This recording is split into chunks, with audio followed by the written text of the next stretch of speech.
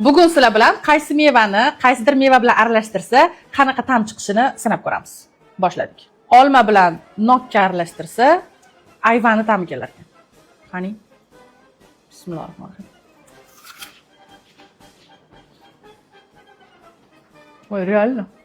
Ananas bilan olmani aralashtirsa, papayani ta'mi kelar ekan.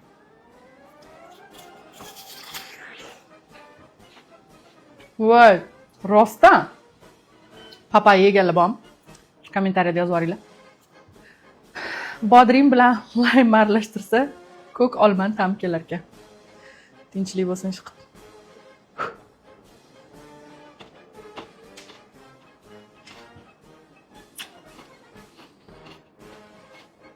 Voh. Undan ko'ra 1 kilo semering qolib yeganinglar yaxshi. Voy, banan bilan ananasni aralashtirsa, mangoni ta'mi kelar ekan.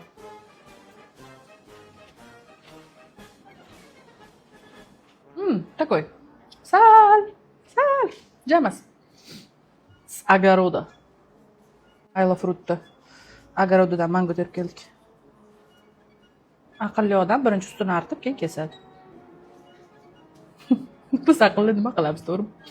Soya keldi. Kiring. Mango bilan apelsin aralashtirsa, yoki marakuyani yoki xurmoni ta'mi kelar ekan. Bo'lmagan gap.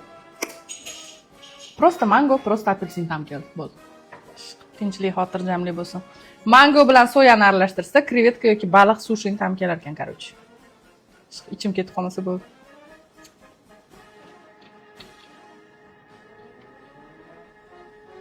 Yo'q, men tushunmadim.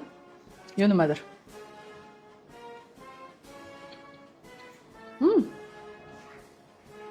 Takoy sushini qaysidir turiga o'xshar ekan. No, unaqa 100% emas.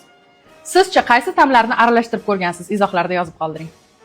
Ichim ketib qolmasa bo'ldi bugun. Sog' bo'linglar. Yescho. Yo'q, odam.